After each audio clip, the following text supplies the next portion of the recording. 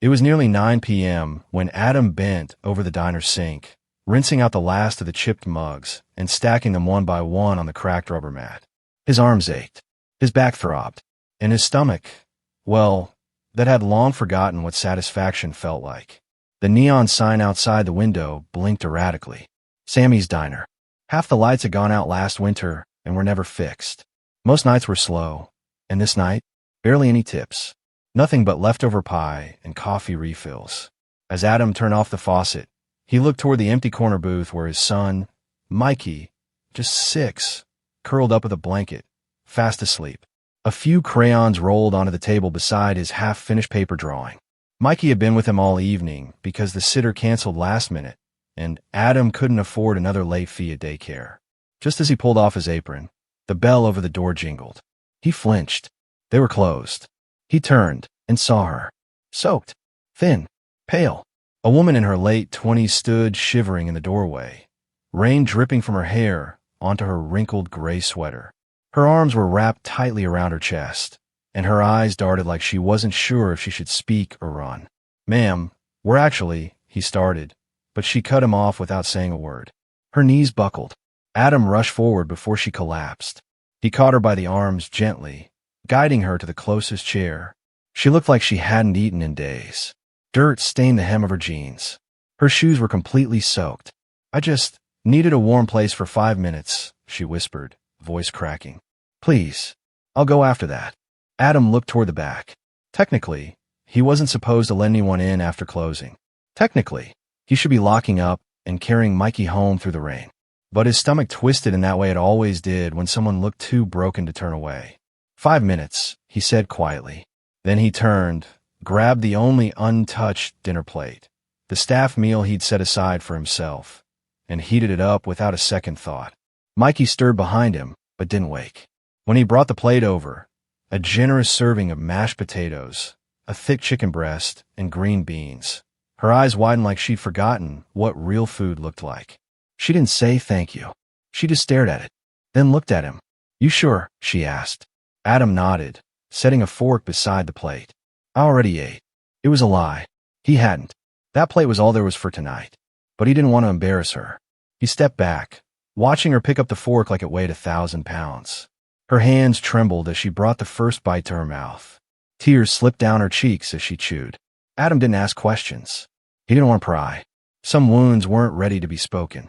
When she was done, completely silent the whole time, she looked up at him again. And for the first time, he saw her.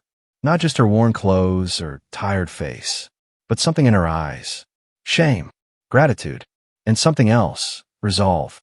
"Thank you," she whispered. That was the kindest thing anyone's done in a long time. He offered a small nod. "Take care of yourself," he said.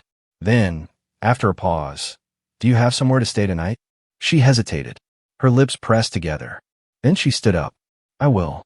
Don't worry. Just needed warmth and kindness." She pulled something from her pocket, a wet, creased business card, and set it on the counter. "If things ever get hard," she said, "call that number." Then she turned, pushed the door open, and vanished into the night rain. Adam looked down at the card. No name, no logo, just a number, and 3 words. "This isn't nothing." He tossed the card in the drawer beside the register and forgot about it. What mattered now was getting Mikey home before the rain got worse. He didn't know it yet, but that small, forgotten act of kindness was about to flip his entire world upside down. 3 days passed. The card stayed untouched in the drawer. Adam barely thought about it. Between early morning drop-offs at Mikey's school, racing to the diner for the morning rush, and trying to catch up on overdue rent, electricity, and phone bills, the memory of the rain-soaked woman was just a passing thought in a sea of worries. But on the 4th morning, while wiping down counter stools with a torn rag, he heard the front door swing open earlier than usual. "Hey man, you left your phone out back." It was Terry, the cook, grumpy, overworked, and always smelling like bacon grease. He handed Adam the cracked Android with a grunt. "Missed call. Unknown number. No voicemail." Adam checked the time. Still 45 minutes till opening. He remembered the card. Something pulled at him. He retrieved it from the drawer, his thumb brushing over the raised ink. "This isn't nothing." He hesitated only a moment before tapping the number in his phone and pressing call. It rang once, twice. Then a woman's voice answered, crisp and clear. Mr. Adams? He blinked. Yeah? This is Adam Keller, father of Michael Keller, dishwasher, part-time waiter at Sammy's Diner. I've been expecting your call. He froze. I'm sorry, he said. Who is this? The voice on the other end smiled. He could hear the smile. You gave your dinner to a woman who had nothing. You didn't ask her name. You didn't ask her story. You just gave. A pause. Then, my name is Marissa Langston. I'm the CEO of Langston Foundation. Adam's mouth opened, but nothing came out. You fed my sister, she continued. That night, in the diner. You saved her. Adam swallowed. She didn't say. She wouldn't. She's not great with people after what she went through. Marissa's voice softened. But I want to meet you. In person. I like to talk about possibilities. Possibilities. Adam echoed, dumbly. Yes. There's a check waiting with your name on it. But more than that, there's something else I want to offer. He looked toward Mikey's drawing taped behind the counter. The one with the rocket ship and stars. Daddy and me, flying high. Why? Adam asked quietly. Because you didn't do it for anything in return. She paused, then said slowly, be at the Langston building. 10 a.m.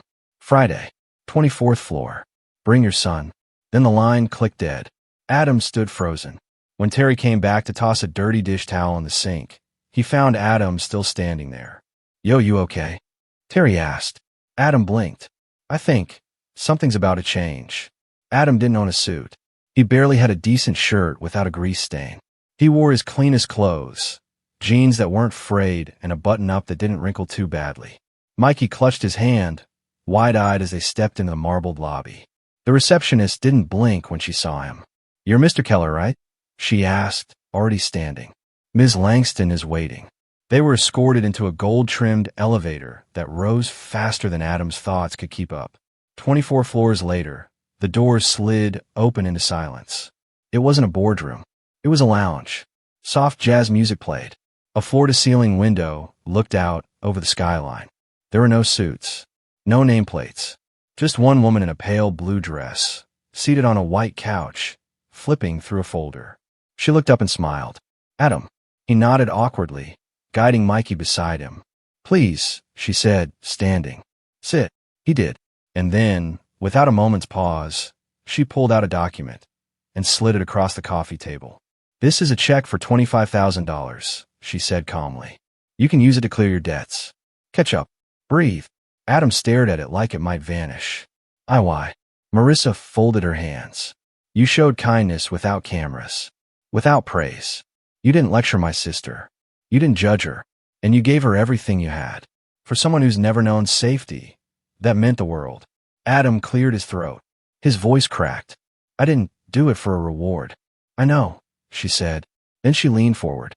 But I also know this check doesn't change your life. It patches the hole. It doesn't lift the roof. Adam looked at her, puzzled. She continued. We run a program. Project Second Wind. We help people who show exceptional character, but have had hard luck. We mentor them, train them, give them the tools to rise. His heart pounded. I'm offering you a job, not a favor. You'd manage one of our downtown cafes. Decent salary, health insurance, training included. She paused, then added, and we'll sponsor Mikey's education. Fully, wherever he wants to go. Adam's breath left his body. He looked at his son, who was busy drawing stars on the edge of her desk calendar. Why me? He asked again. Marissa smiled. Because when no one else was watching, you were still a good man. Adam stood outside the Langston building with the check in one hand and his son's small fingers wrapped around the other. The world felt different, not just because of what had just happened, but because for the first time in years, he saw a future that didn't end in overdue notices and scraping by. He looked down at Mikey, who was skipping on the sidewalk, humming to himself, clutching a complimentary chocolate the receptionist had given him. A cafe manager, a real salary, benefits, a chance to breathe. It felt like a dream, but Adam knew better than to trust good things too quickly. Life had taught him that kindness often came with strings. But this felt genuine. He didn't feel bought. He felt seen. Later that night, sitting on their second-hand couch with takeout for the first time in months, Adam opened the envelope again and just stared at the check. $25,000. He could pay rent, settle the electricity bill, buy Mikey a new backpack. His old one was torn along the side, and Adam had stitched it together with dental floss. He could even fix the car, or at least get a mechanic to stop the screeching every time he hit the brakes. But more than that, Adam couldn't stop thinking about what she said. A chance to rise. The cafe wasn't flashy. It wasn't one of those posh, glass-walled places with gourmet nonsense. It was cozy. Brick walls, reclaimed wood furniture, plants in every corner. A community kind of place. And they knew him already. Adam, a tall man, greeted, his apron already tied. "I'm Jonah, head of training. Glad you're here." No smirks. No assumptions. No looks like here comes another charity case. Just open hands. Jonah clapped him on the back and showed him everything. Inventory systems, the morning setup routine, even the tech used to clock in. It was overwhelming. Adam hadn't had a real job since before Mikey was born. Everything since then had been side work. Diner gigs, moving jobs, scrap work. But the more Jonah explained, the more Adam realized something shocking. He could do this. Not just survive it. Own it. By the end of the week, he was behind the counter calling orders, checking supplier logs, and even suggesting a new morning promotion to bring in more foot traffic. Jonah raised an eyebrow, impressed. "Ever run a business before?" he asked. Adam shrugged. "Not officially, but when you've lived on the edge, you learn how to stretch, adapt, and improvise." Jonah grinned. "Well, it shows." 3 weeks into his new life, Adam noticed something off. One evening, while closing the cafe, he found a man standing outside across the street. No umbrella, just watching. When Adam looked directly at him, the man turned and walked away. It happened again 2 nights later. Different man. Same quiet stare. Then there was the phone call. Unknown number. He answered. A low voice on the other end. "You think you're safe now? You think a check fixes your whole life?" Click. Adam sat there, stunned, the dial tone humming in his ear. He told himself it was a prank. A wrong number. But in his gut, he knew better. He didn't sleep well that night. Adam hadn't spoken to his brother, Kyle, in 3 years. Not since the last time Kyle had come asking for money. Money Adam didn't have. Kyle had called him a loser, told him he was dragging Mikey down with him. But now here Kyle was, outside the cafe, smirking. "Look at you," Kyle said, arms outstretched. "Big manager now, huh?" Adam stiffened. "What do you want?" Kyle held up his hands. "Relax. Just wanted to see the golden boy in action. Word spreads fast, you know. Heard you got a little handout from some rich chick." Adam's fists clenched at the word. Kyle leaned in. "What's the deal, huh? You saving drowning women now? That your new hustle?" "Leave," Adam said through his teeth. But Kyle just chuckled. "Just remember where you came from, little brother. Because guys like us, we don't get fairy tales. We get borrowed time." Then he turned and vanished into the street crowd. That night, Adam sat at the edge of Mikey's bed, watching him sleep. The boy had a new blanket now. A real one. His room didn't leak anymore. And the fridge had food. Real food. Not ketchup packets and instant noodles. But the shadows from Adam's past were circling. Kyle. The calls. The watchers. And deep down, a doubt began to gnaw at him. Do I really deserve this? He hadn't told Marissa. Not yet. He didn't want to look ungrateful. But the next morning, she showed up at the cafe. And she knew. You're being watched, she said quietly as he poured coffee behind the counter. He nodded slowly. Marissa leaned in. You need to decide, Adam. Are you going to let your past define your future? Or are you going to rise above it? He looked into her eyes. And that was the moment. The moment Adam Keller stopped being the man who scraped by. He was in a fight, for Mikey. For himself. For the second chance he earned. Adam didn't bring it up again. Not to Marissa. Not to Jonah. Not to anyone. But he started noticing more details. Cars parked too long outside the cafe. Unfamiliar faces loitering too close. He kept his head down, worked harder, and told himself it would pass. It didn't. One evening, as he walked Mikey home, a black SUV slowed beside them. The window rolled down just enough to reveal Kyle's voice without showing his face. You really think you're safe in their world? Adam pulled Mikey closer and kept walking. You owe me, little brother. The SUV drove off. That night, Adam didn't sleep. He sat at the kitchen table, staring at Mikey's drawings on the fridge. Rockets. Dinosaurs. A stick figure of Dad, holding a coffee cup. He couldn't let Kyle ruin this. Not again. So the next morning, Adam did something he'd avoided for years. He walked into a police station. It wasn't dramatic, just quiet, calm. He told the officer about the calls, the car, and his brother's history. Nothing criminal had happened, yet, but it felt close. Too close. The officer wrote it all down, told him to stay alert, and that they'd make a note. It wasn't much, but it was something. He felt lighter walking out. Back at the cafe, Jonah greeted him with a knowing look. "You good?" he asked. "Getting there," Adam replied, and for once it felt honest. Weeks passed. The cafe thrived. Jonah even gave Adam full schedule and control, and Adam used it to offer extra shifts to a young single mom named Tasha, who just joined. She reminded him of himself, quiet, hardworking, overlooked. "You didn't have to give me this many hours," she said once. "I didn't," he replied. "I wanted to." He thought about the woman in the rain often, about how one plate of food had started this all. One night, just before closing, a man walked in wearing a suit and holding a brown envelope. "You Adam Keller?" "Yeah." The man smiled and handed over the envelope. "From the Langston office." He left without another word.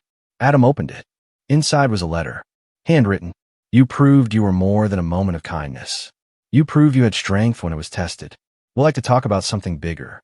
There's a center opening in Westfield. We want you to lead it. Marissa." His hands trembled. Not just a cafe manager now. A leader. A decision maker. A future builder. He looked out at the now quiet cafe, the scent of cinnamon and roasted beans still in the air, and he realized he wasn't surviving anymore. He was living.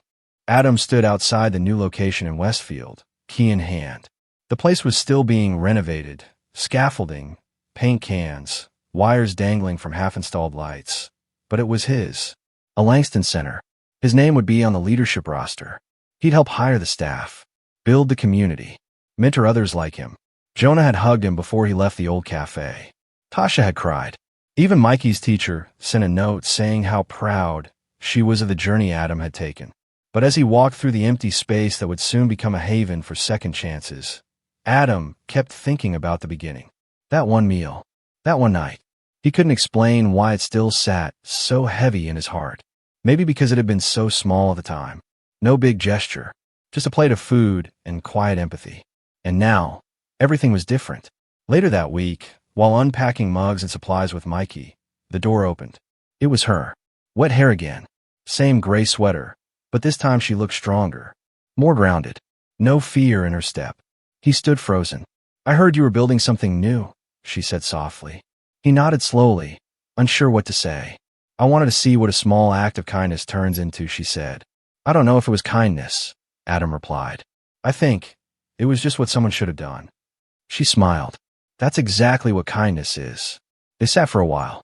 Mikey showed her around. She laughed as he described every corner like a tour guide. Adam watched her. This woman who had once looked like she'd disappear into the rain. Now she was glowing. "You saved me," she said, her voice barely above a whisper. "You helped me save myself," Adam said. They didn't need more words than that. A few days later, the Langston Center for Renewal opened with a ribbon cutting. Cameras flashed. Local news ran a short feature.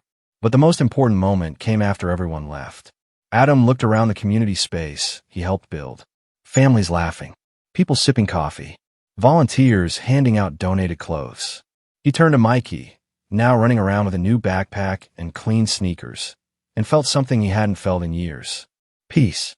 The kind that didn't come from money or status, but from purpose, from redemption, from knowing he didn't just get a second chance.